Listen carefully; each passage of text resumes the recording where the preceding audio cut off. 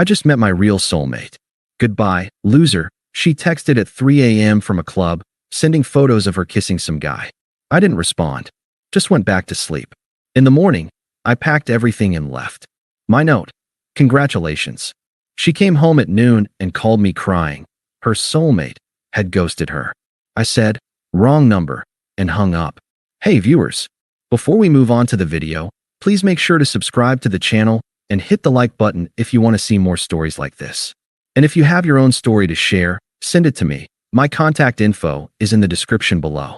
I'd love to feature it in an upcoming video. Thanks. I didn't realize I was just a utility bill with a heartbeat until the very end. For 3 years, I was the safe option. I was the guy who paid the rent on the 2-bedroom apartment in the city center. I was the guy who made sure the car insurance was auto-renewed, the fridge was stocked, and the credit card debt, mostly hers, was managed. I was the foundation. But as anyone in construction will tell you, nobody looks at the foundation. They look at the view. And Jessica loved the view. Jessica was 26, but she lived like she was 18 with a platinum card. She worked part-time as a social media coordinator for a boutique that barely broke even, which meant she spent 6 hours a day scrolling TikTok and 2 hours pretending to work. Meanwhile, I was pulling 60-hour weeks in logistics management, putting out fires and dealing with supply chain nightmares just to come home to a sink full of dishes and a girlfriend who sighed when I asked how her day was. The cracks didn't appear overnight. They were microfractures that I ignored because I thought that's what loyalty was. I thought being a man meant absorbing the chaos and providing the stability. The real breaking point, though I didn't know it at the time, happened 2 days before the end. It was a Tuesday. I had just walked in the door at 8 p.m., dragging my feet. I had been up since 5. My eyes were burning from staring at spreadsheets, and all I wanted was to heat up some leftovers, watch an episode of something mindless, and pass out. Jessica was sitting on the kitchen counter, scrolling on her phone, a half-empty glass of wine next to her. She didn't look up when I came in. Hey, I said, dropping my keys in the bowl. Did you eat? I ordered sushi, she said, still looking at the screen. There wasn't enough for you, though. I didn't know when you'd be back. I looked at the empty takeout containers on the coffee table. I hadn't eaten since lunch. Okay, no problem. I'll make a sandwich. I started pulling things out of the fridge: ham, cheese, the last of the mustard. As I stood there spreading mustard on stale bread, she finally looked at me. It wasn't a look of affection. It was a look of pure, unadulterated boredom. Is this it, Mark? She asked.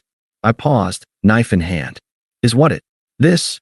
She gestured vaguely at me. The sandwich, the apartment. The routine. You come home, you look exhausted, you eat a sandwich, you go to sleep. It's just so gray. I took a slow breath, trying to keep the edge out of my voice. It's called working, Jess. I'm tired. I'm doing this so we can afford the trip to Cabo you want for your birthday. She rolled her eyes, hopping off the counter. It's not about the money. You always make it about money. It's about the spark. The fire. You act like you're 40. You're so safe. You're so predictable. Stable. I corrected her. I'm stable. You're boring, she snapped, her voice rising. I need a man who makes me feel alive, Mark. Not a man who makes me feel like I'm sitting in a waiting room. She stormed past me into the bedroom, slamming the door. I stood there in the kitchen, the hum of the refrigerator filling the silence. I ate my sandwich over the sink. I didn't go in to comfort her. For the first time in 3 years, I didn't feel the urge to apologize for being the one who kept the lights on. 2 days later, it was Friday. The week had been a grinder. A shipment from overseas had been seized at customs, and I had spent 12 hours on the phone with brokers and angry clients. My brain felt like it had been put through a blender. When I got home, I felt physically heavy, like gravity was working double time on my bones. The apartment smelled like expensive perfume and hairspray. Jessica was in the living room, and she looked incredible. I can't deny that. She was wearing a short black dress that I knew cost $300 because I saw the charge on the statement last week. Her hair was done. Her makeup was flawless. She looked electric. She was also blasting music, bouncing around the room while pouring a shot of tequila. Girls' night, she announced before I could even speak. Don't wait up. I wasn't planning on it, I said, loosening my tie. I'm dead on my feet. She looked at me with that same mixture of pity and disdain she had shown on Tuesday. She walked over, not to kiss me, but to grab her clutch from the table behind me. Try to have a pulse while I'm gone, okay? She said, checking her reflection in the hallway mirror. I need to blow off some steam. I need to be around people who actually know how to have fun. Have a good time, I said. My voice was flat. She didn't say goodbye. She just walked out the door, the click of her heels echoing in the hallway until the elevator dinged. I locked the door, stripped off my work clothes, and collapsed into bed. It was 9:30 p.m. I didn't know it yet, but that was the last time I would ever sleep in that bed as her boyfriend. I closed my eyes, letting the exhaustion take me, unaware that while I was sleeping, she was out there finding her spark. And she found him. I woke up because the phone vibrated against the nightstand, a harsh, buzzing insect sound in the dead quiet of the room. I cracked one eye open. The digital clock read 3:14 a.m. My first thought was a work emergency, a truck overturned on the interstate, or a warehouse fire. I fumbled for the phone, squinting against the blinding white light of the screen. It wasn't work. It was a text from Jessica. There was no caption at first, just an image. It took my sleep-deprived brain a few seconds to focus on what I was seeing. It was blurry, taken in the low, strobe-lit chaos of a nightclub. In the center of the frame was Jessica, her head thrown back, her eyes closed in what looked like ecstasy. And mashing his face against hers, kissing her like he was trying to devour her, was a guy. He looked like every bad boy cliché rolled into one. Greasy hair, leather jacket, too much jewelry. The kind of guy who smells like cheap cologne and bad decisions. Then the text bubble popped up underneath it. I finally found him. A real man. Someone with fire who actually gets me. We're soulmates. Sorry, Mark, but you're just flat. Goodbye, loser. Don't wait up. I stared at the screen. I read it once. Then I read it again. I waited for the rage. I waited for the heartbreak, the crushing chest pain, the urge to throw the phone across the room or call her screaming. I waited for the panic that usually comes when your life falls apart. But it didn't come. Instead, I felt light. It was a physical sensation, like a heavy rucksack I'd been hiking with for 3 years had suddenly been cut from my shoulders. The constant anxiety about her spending, the walking on eggshells to avoid being called boring, the exhaustion of being the only adult in the relationship, it all evaporated in the glow of that screen. She had given me the one thing I couldn't give myself, an out. A clean, undeniable, guilt-free exit. Okay, I whispered to the empty room. I didn't reply. I didn't screenshot it yet. I simply turned the phone to silent, placed it face down on the nightstand, and rolled over. And then, I did something that still surprises people when I tell this story. I went back to sleep. It wasn't the sleep of the depressed. It was the sleep of the liberated. For the first time in years, I didn't have to worry about whether she was coming home safe. She wasn't my problem anymore. She belonged to the soulmate now. I slept deeply, dreamlessly, and woke up at 8 a.m. sharp without an alarm. The apartment was silent. The bed beside me was still made, undisturbed. I got up and made coffee. I drank it standing by the window, looking out at the city, feeling a strange, cold clarity. Then, I went to work. Not my job, the work of erasing myself from her life. I pulled my suitcases from the top of the closet. I didn't pack everything. I didn't want the furniture, the TV she picked out, or the plates we bought together. I wanted travel-light freedom. I packed my clothes, my laptop, my documents, my watch collection, and the few sentimental items that were strictly mine. It took me 45 minutes. Next, I opened my laptop. I logged into our joint bank account, the one I contributed 90% of the funds to. I transferred my entire savings balance into my personal account. Then, I logged into the credit card portal. I saw the pending charges from last night. The Velvet Room, $450. Uber Black, $85. Late Night Liquor, $120. She was financing her betrayal on my dime. I clicked Report Lost/Stolen on the card she carried. The system automatically canceled it immediately. Then I called the landlord. Hey, Mr. Henderson. It's Mark. I need to invoke the lease break clause. I'm transferring the fee and the next 2 months' rent right now, but remove my name from the lease effective immediately. Jessica will be taking over. Is she aware?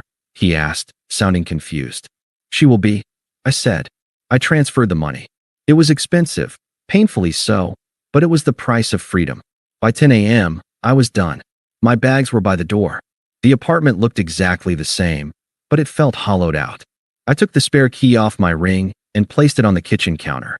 I grabbed a yellow sticky note and a Sharpie. I wrote one word, congratulations. I stuck it to the counter. I didn't look back. I walked out, locked the door, and got into my car.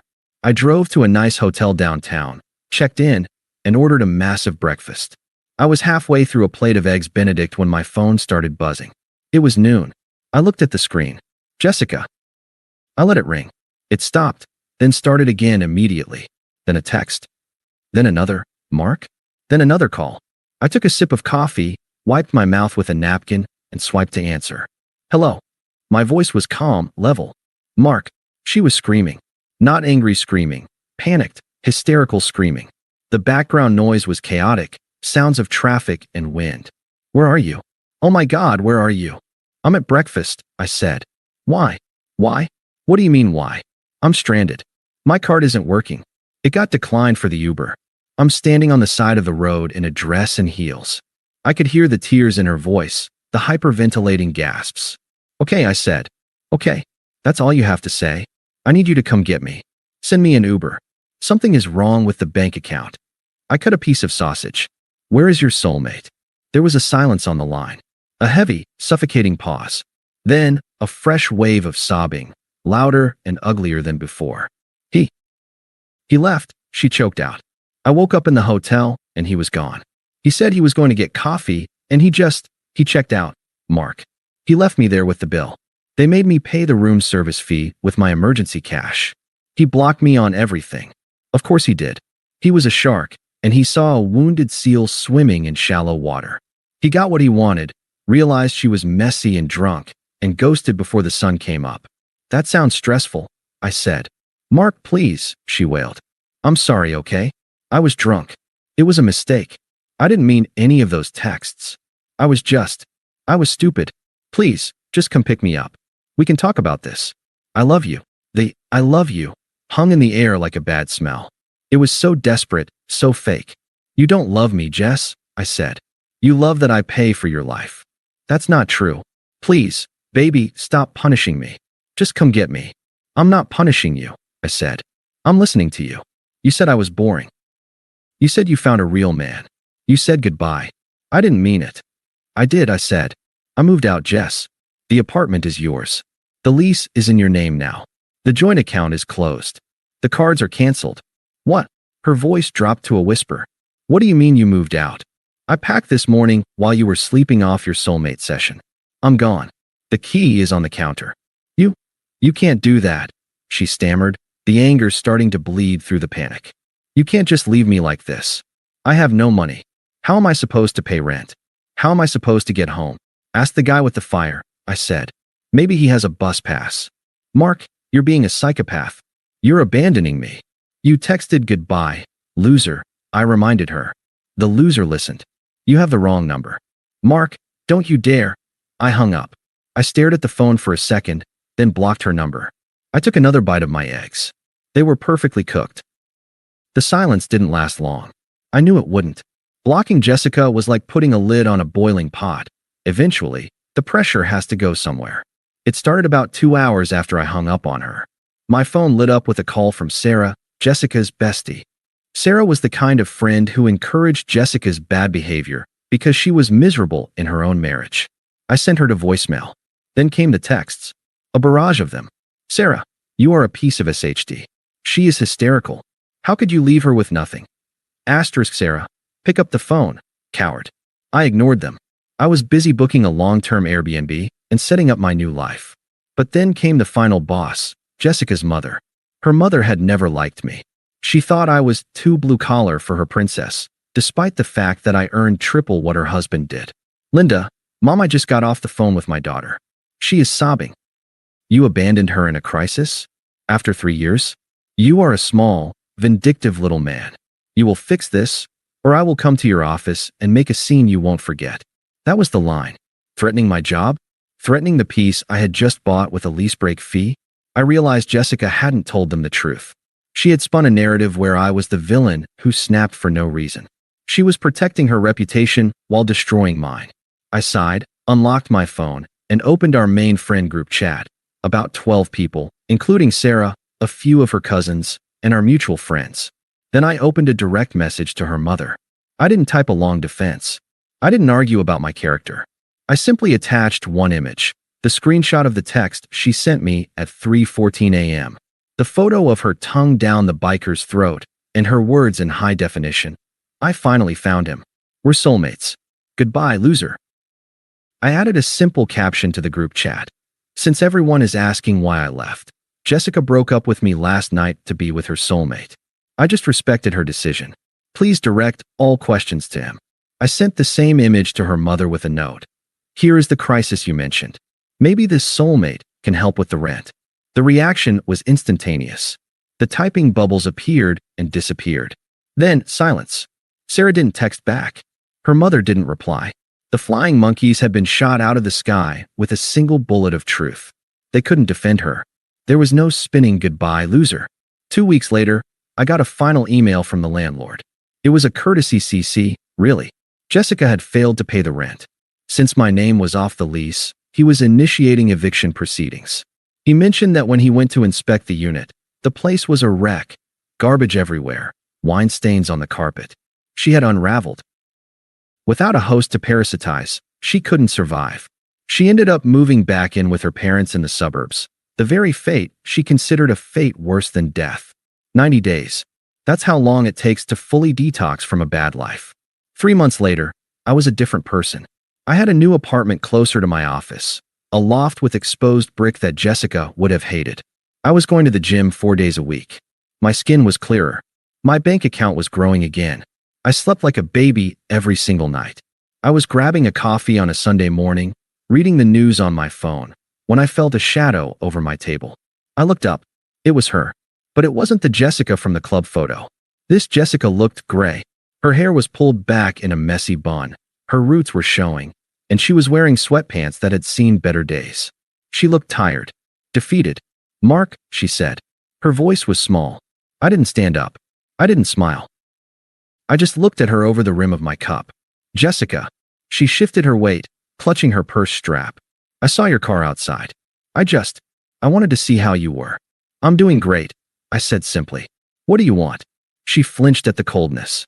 I wanted to apologize. Properly. I know I messed up. I know I hurt you. You didn't hurt me. I corrected her. You freed me. She bit her lip, tears welling up in her eyes. Please don't say that. My life is a disaster, Mark. I'm living with my mom. I lost the apartment. All our friends stopped talking to me after you posted that photo. I have nobody. She paused, waiting for me to soften, waiting for the white knight instinct to kick in. I miss us, she whispered. I miss my best friend. Can't we just get coffee? Start over? I realized what I lost. I set my cup down slowly. You didn't lose anything, Jessica, I said, my voice calm enough to cut glass. You threw it away. You held a winning lottery ticket in your hand, a man who loved you, supported you, and built a life for you, and you traded it for a shot of tequila and a stranger in a leather jacket. Everyone makes mistakes, she cried, a few people in the shop turning to look. Cheating isn't a mistake, I said, standing up and grabbing my keys. It's a series of choices. You chose to go to the club. You chose to kiss him. You chose to send that text. And I chose to believe you. I walked past her toward the door. She reached out and grabbed my arm. Mark, please. He was nothing. You're the one I want. I looked down at her hand on my sleeve until she let go. You don't want me, I said. You want the rent paid. You want the safety. But that's the thing about safety, Jess. Once you burn the shelter down, you don't get to complain about the rain. So that's it, she sobbed. 3 years meant nothing? It meant a lesson, I said. I pushed the door open, the bell chiming cheerfully above me. Goodbye, Jessica. I walked out into the sunshine. I didn't check to see if she was watching. I didn't care. I got into my car, turned on the radio, and drove away. I had a life to live. And for the first time in a long time, it was all mine. Thanks for watching. Make sure to subscribe to the channel and hit the like button. What do you think about this story? Share it in the comments.